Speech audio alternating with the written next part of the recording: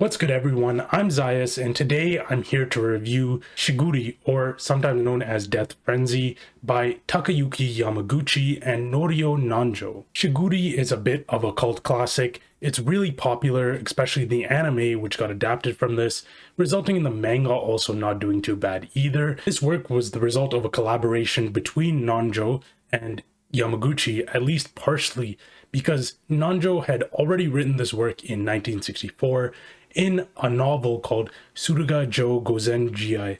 Pardon my pronunciation there, but he had already written this and Yamaguchi basically took it and adapted it into manga form. Nanjou has written several famous books about samurai, particularly about stuff like honor, betrayal, the samurai code, and a lot of his works were so prolific they got film adaptations, and in the 2000s they got quite a few manga adaptations as well. Nanjou actually passed away a year into the making of Shigurui, so he wasn't really there to have the final say on any of these decisions or oversee the manga adaptations, and that includes the third Shadow Warrior, which was also adapted by Yamaguchi, and the last work that was adapted was Suruga Jo Gozen Jiai again, except this time it was by the author of Boko, or Hideki Mori, I believe his name is, and he just renamed it to Kaina Suruga Jo Gozen Jiai. Third Shadow Warrior I thought was a below average adaptation.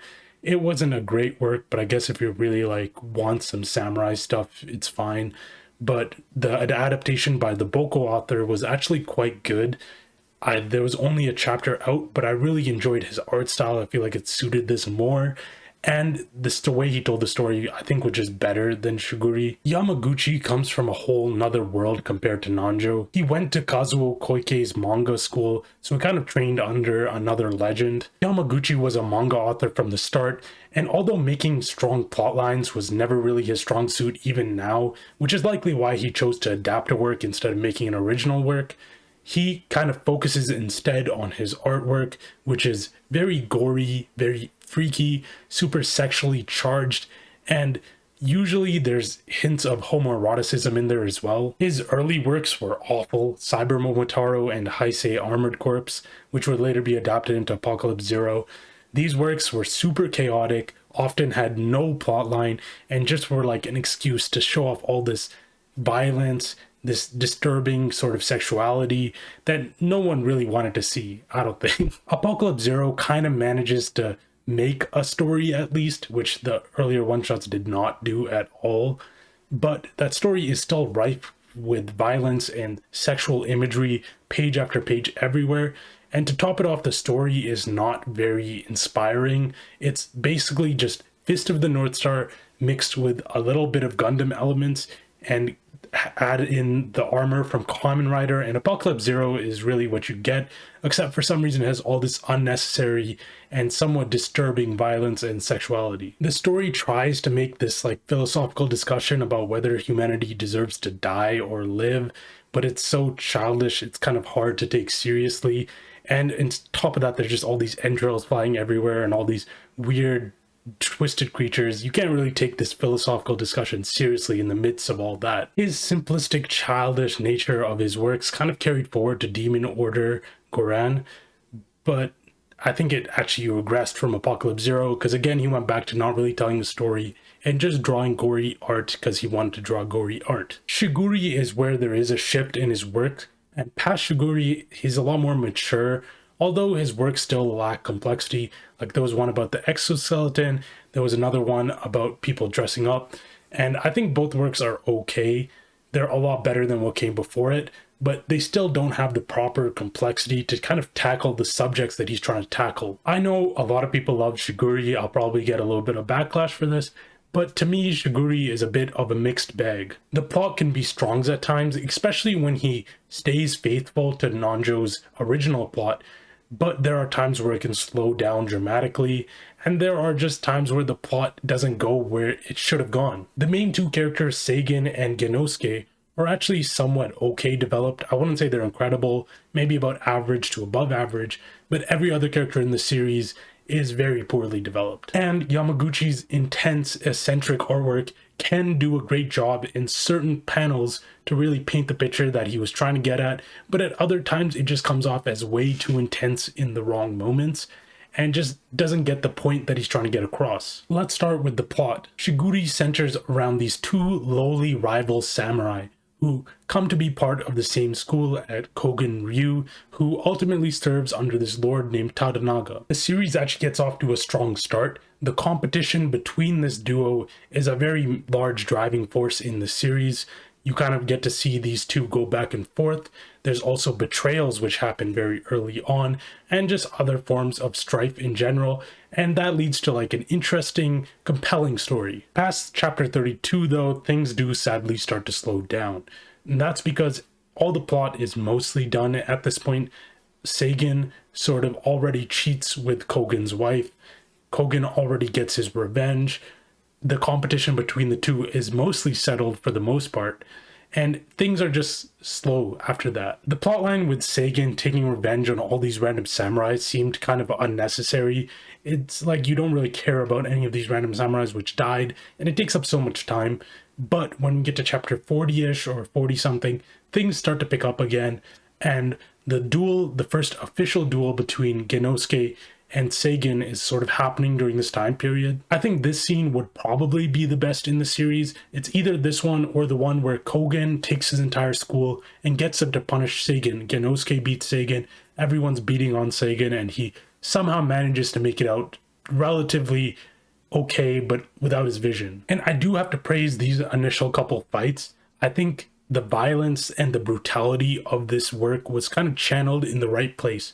These were some super intense fights, whether it was between Seinen and Genosuke, or between Gozaemon and all these warriors, or whatever. These were some intense, violent fights, and I did like them. And past this point is where things get really bad, and my evaluation of the series really starts to drop, because past 60, it's just really, really awful. It's boring, it's bland. There's just a series of 1v1 duels between all these random samurai, and the conclusion to the series is so unsatisfying, it's laughable. All these random duels against samurai that were just introduced literally for the sake of dying and trying to hype up this final battle between Seinen and Genosuke, I don't care about any of them. How does beating them advance the plot in any sort of reasonable manner? It just makes it seem like they're better samurai. And to top it off, when the ending actually comes, it's so unsatisfying because nothing really gets concluded. It's sort of like an everyone dies type of ending. And I do get what the series is trying to say. It's trying to make a point that samurai culture is a little flawed. And I do agree there is flaws there. But they're saying that all these people who are blindly following all don't get anything at the end of the day. And all of these people who are trying to climb the ladders, like Seinen, get punished as well. Now, I get the point, but number one, just because you're trying to prove a point doesn't mean you have to write a bad plot. You could write a good plot and still convey the same meaning. And number two, it's so overblown how devoted these guys are to the point where you can't really take it fully seriously. Because Genosuke, the guy who's kind of the blind follower or whatever, he's so devoted that it's unrealistic. Nobody's really like him. It's almost inhuman how devoted he is. And Seinen, on the other hand, wants to climb so badly the social ladder that it's also unrealistic. So both of these people, and Tadanaga and Kogen as well, they're so insane that how do you take this plot seriously when it's between a bunch of people who are very inhuman? I would go so far to say that this series is almost disrespectful to the reader's time, because this ending isn't tragic. It's not a tragedy because it's not really sad, because you're watching a bunch of inhuman people do a bunch of things which are basically inexplainable to normal people, and then being like, oh, well, they're all dead. I just think it's a bad way to write a story. I would also say the final duel was a big disappointment, especially considering how good the first duel was. I don't know if this was a rushed ending or if it had to be axed or something, but it was a little weird how the duel played out. It also might have been to further prove the point that these guys, samurais, these lives are worthless. They basically obeyed their leader and they had to die for their leader. But again, I don't think that that's a good excuse for writing a bad story. Moving on to character, I do think that the two main characters are the only ones which are developed, and I wish the side characters had more development going on. Genosuke is basically the personification of loyalty. The author himself at the beginning said that samurai culture is a bunch of sadists and masochists, So in that structure, he would be the masochist. He is completely loyal. He protects his house no matter what. He never even attempts to move up the social structure. When his future wife is about to be assaulted by Kogen and Seinen, he literally just stands there and watches idly. He represents extreme obedience to the point where it is a little unrealistic, but he's a fictional character. And he's there only to protect their estate, like he said. Seinen is extremely ambitious. He only wishes to climb the social structure. He doesn't care who or what he has to trample over to get there. And he climbs so fast that he gets greedy and he gets punished for it. The big thing is that he cheats on Kogen's wife, but I'm sure he's done plenty of other deplorable things. He seems to be very loose sexually. He also got his revenge on the Kogen school after the thing, but it seemed like it was very hollow and like it didn't really mean much. His reckless ambition, lust, greed, whatever, kind of stemmed from him growing up with a poor mom who was a prostitute. And although he manages to get rich, a lot richer than he was, he never really seemed like he was happy or satisfied. Genosuke, in a similar fashion, had his entire identity shaped around the fact that Kogen kind of saved his life at a young age, so he basically lost all his individuality and became a human weapon. At first it's for Kogen, and later on it's for Mie. Genosuke and Saigen mirror each other, obviously, kind of acting like foils, and I don't have a huge issue with their personalities, even though they are a little one-dimensional. I do think they could have been improved by being more complex, maybe given more emotions, made them seem more human, but as they are, it's fine. I will say that Genosuke's complete apathy for all these wrongdoings that are going on around him, committing literal murder just on the drop of a dime, and Seigen's reckless ways, his reckless lust, his disregard for the people around him as well, kind of make it hard to sympathize with these two characters. Apart from them, characters are pretty bad. Kogen is a raving madman who literally only sees his daughter as a tool to reproduce. Sure, he had a couple cool scenes in there, here and there, but as a character, he has no basis, he has no foundation. He's just sort of in there to be the master swordsman. The only other thing I could really say about him is that he holds grudges, and he's really mad at people who wrong him. So Seinen for cheating on him with his wife, or that other guy who told him to hide his finger when meeting the emperor, or like the emperor's assistant or whatever. Tadanaga is another major character. There's not really much to say about him either, except that he likes to hurt people, and for some reason he just randomly wanted to start an insurrection. And these are like two of the biggest characters in the series, and there's not much to really say about either of them. Mie sort of has a character at the start. She kind of has pride in her samurai ways or her samurai heritage and wants to uphold that, but eventually she just kind of transforms into another version of her dad, wanting to get revenge on Seinen. I feel like her in particular was very different from the version of her in the novel, who seemed a lot more nuanced, so I think it's a little bit of a shame what they did to her. Iku was also just kind of a plot device. I think Mie was also a plot device mainly, and Iku comes across more of as a fool than somebody who would sacrifice everything for love, which is what I think the author was trying to get her across as, somebody who sacrificed a lot, but she just seems foolish in her ways. Gozaemon did have a really cool scene in the first official duel, but as a character, he's literally just another Genosuke, just a mindless puppet who does whatever that Kogen really wants him to do, and he gets nothing in return. The flashback that he had of the girl that he liked is supposed to be sentimental or symbolic in some way, but to me it came off more across as like pathetic in a way, that he like sort of, even though he didn't actually do this, he is shown to have like chopped this girl in half. Even though it's symbolic, he didn't actually kill this girl. It's just a weird scene. The art in this work is weird. At times I do really like it, and at other times it just feels like it's inappropriate for what it's trying to do. Being gory, strange, sexual, I think it's all fine, but there are times when you should be gory and times when you shouldn't be, and there are times where you should be sexual and times where you shouldn't be. That being said, the things that did look good is that the battles looked good, and the crazed characters looked good when they had to look insane, like Kogen. But other than that, it's just okay. At worst, the art doesn't look bad necessarily, it just looks like average or sometimes off-putting. Their eyes all look pretty crazed, and their foreheads are pretty big, making them look a little bit alienish. As for the main two characters, their designs seem heavily Vagabond inspired, which I think is fine, but their characters don't live up to the design of characters in Vagabond. They just lack a lot of weight and are made way too sensual. Backgrounds and non-combat moments, again, just average. Nothing awful, but nothing that really catches your eye. Yamaguchi really puts a lot of effort into men's bodies and makes them very sensual, but I don't really think it fits this whole samurai theme that's going on here. In his other works, they were crazy, so it kind of fit, but here it doesn't really fit.